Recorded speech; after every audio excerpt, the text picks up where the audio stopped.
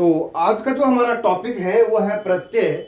और हम जब प्रत्यय की बात करते हैं तो प्रत्यय जो है हमारे तीन प्रकार के होते हैं। आपको मैंने पहले भी वीडियो में बताया था। एक प्रत्यय होता है कृदंत प्रत्यय जो धातु के साथ प्रयोग किया जाता है। एक प्रत्यय होता है जो तद्धित प्रत्यय होता है जो शब्द के साथ प्रयोग किया जाता है।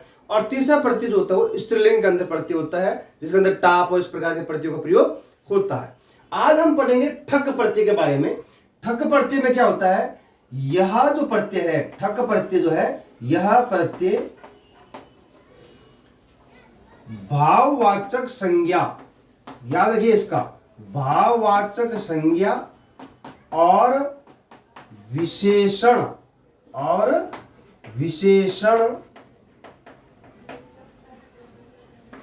के रूप में प्रयोग किया जाता है, के रूप में प्रयोग करते हैं। ठीक है ना। एक बात तो ये हुई। इसके अलावा इसके अंदर क्या होता है, एक बात। दूसरी बात यह है कि ठक प्रत्यय का जो प्रयोग है, यानी ठक प्रत्यय का शब्द के साथ प्रयोग होने पर, शब्द के साथ प्रयोग होने पर ठक को इक हो जाता है, ठक को इक हो जाता है। यह बात आपको इंपॉर्टेंट याद रखनी है, ठक को इक हो जाता है। ओके। तीसरी बात, इंपॉर्टेंट बात तीसरी क्या है, इस प्रत्यय का प्रयोग करने पर, इस प्रत्यय का प्रयोग करने पर, प्रयोग करते समय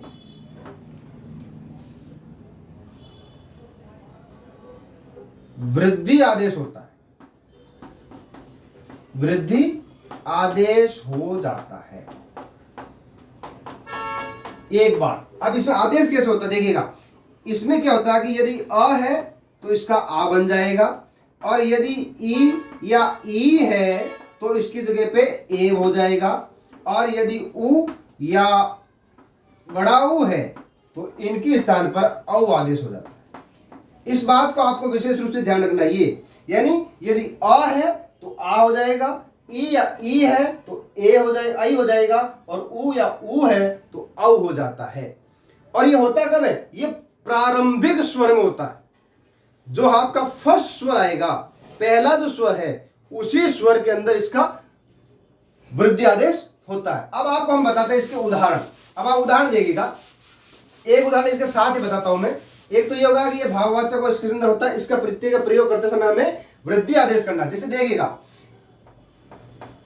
नगर प्लस ठक, ठक को हम क्या कर देंगे, इक आदेश कर देंगे, यानी क्या बना देंगे हम, इसका इक बना देंगे। ये तो हमें याद ही है कि भाई ठक के स्थान पे क्या होगा, इक आदेश होगा।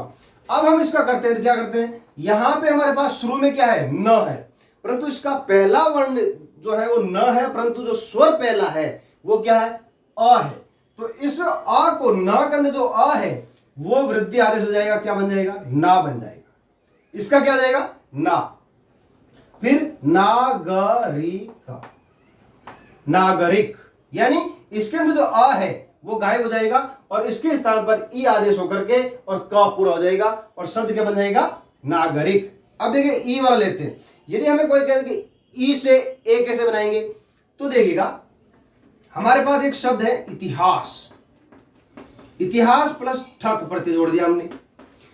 इसको कैसे करेंगे, ये जो ई है, अब ये हमारे पास शुरू में ई आ गया है, तो इसको बना देंगे हम आई, ऐतिहासिक।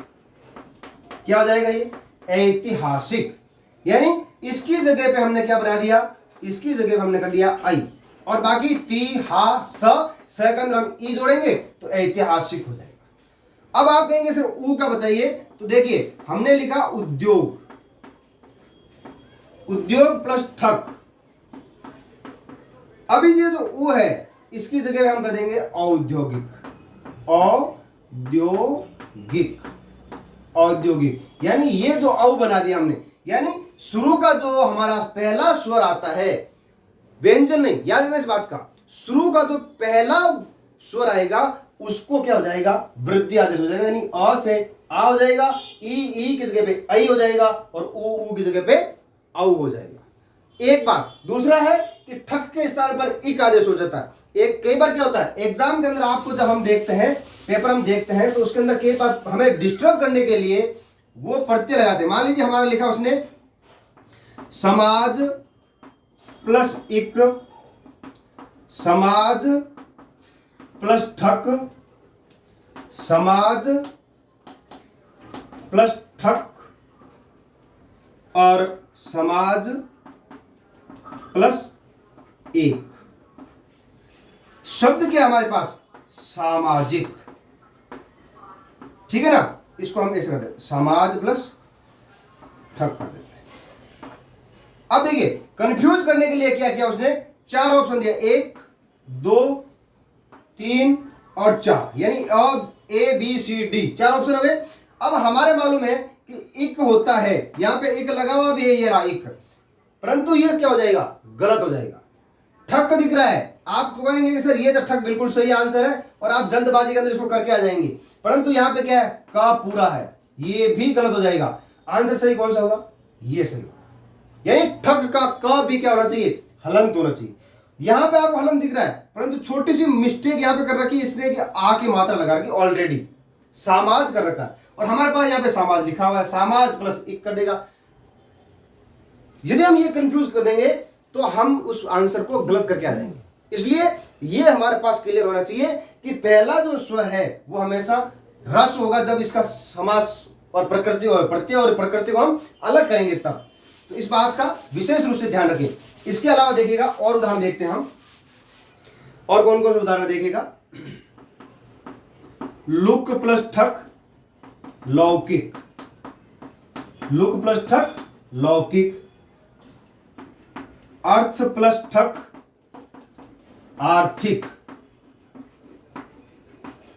इसके साथ साथ देखिए हमारे कुछ ऐसे वीडियोज आ रहे हैं आपके सामने जो कि सीबीएसई बोर्ड, रीट, सीटेट और अन्य जितने भी कंपटीशन एग्जाम के लिए हैं, वहां पे व्याकरण से संबंधित पेपर का सॉल्यूशन आता है, आप उसको भी देख सकते हैं। उसके साथ साथ इसके अंदर प्रत्यय, संधि, समास, विग्रह, अशुद्धि संशोधन, विभक्ति, विशेषण, इस प्रकार के जितने भी होते हैं, सारी संख्या और समय, ये सारे के सारे टॉपिक्स उसके अंदर व्याकरण से संबंधित जो है, जो आपके कंपटीशन एग्जाम में आते हैं, जो साहित्य से रिलेटेड नहीं है, वो सारी चीजें उसके अंदर हम समाहित करके आपके सामने परोस रहे हैं। तो आप हमारे वीडियोस को देखिए और हमारे चैनल को सब्सक्राइब कीजिए और अधिकाधिक इसका आनंद लीजिए और उसका प्रॉफिट उठाइए। आप उसका प्रतिफल आपको रिजल्ट के रूप में अवश्य मिलेगा।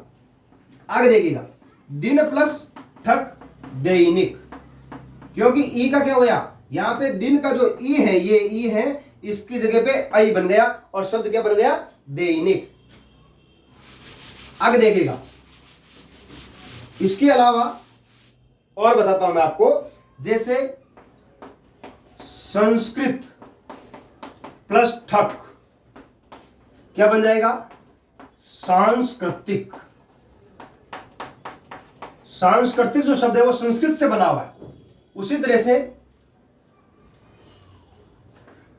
इतिहास का हो गया हमारा सांस्कृतिक, धर्म प्लस ठक धार्मिक। उसी तरह से सप्ताह, सप्ताह प्लस ठक साप्ताहिक।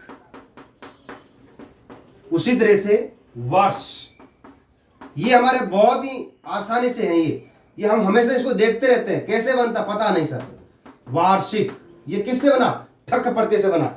उसी तरह से पुराण, पुराण प्लस ठक पौराणिक, पुराण प्लस ठक पौराणिक। उसी तरह से भौतिक, भौतिक शब्द कैसे बनेगा भूत प्लस ठक भौतिक, भूत प्लस ठक भौतिक, औ की मात्रा लग गई भौतिक। उसी तरह से दार्शनिक, दर्शन प्लस ठक दार्शनिक, दार्शनिक, दार्शनिक, क्योंकि इसके अंदर जो द में अ है उसका हमने वृद्धि कर दिया, आ बना दिया और दार्शनिक शब्द बना दिया। इस तरह से हम ठक प्रत्यय को आराम से समझ सकते हैं। ठक प्रत्यय में 3 बातें आपको याद रखनी है। पहली बात है कि ये भाववाचक और विशेषण के रूप में प्रयोग होता है। दूसरा है कि ये जो प्रत्यय है ये ठक के स्थान पर इक आदेश हो जाता है। और तीसरा जो महत्वपूर्ण है कि जो शुरू में जो स्वर आता है, पहला जो स्वर आएगा शब्द के शुरू में, उस स्वर को हमेशा वृद्धि आदेश होता है और उस वृद्धि के आदेश के बाद ही हमारा इक प्रत्यय या ठक प्रत्यय का प्रयोग होता है। थैंक यू, धन्यवाद। अगले वीडियो के लिए हम आपको जरूर ऐसी सामग्री परोसेंगे जो आपके बहुत ही कंपटीशन एग्जाम के लिए, सीबीएसई बोर्ड एग्जाम के लिए, स्टेट बोर्ड एग्जाम के लिए काफी फायदेमंद है। और प्रत्यय और संधि और समास और सब प्रकार के मिक्स उसका वीडियो रहेगा, प्रश्न पत्र हल होगा और ऑथेंटिक प्रश्न पत्र रहेगा। तब तक के लिए धन्यवाद, वेलकम।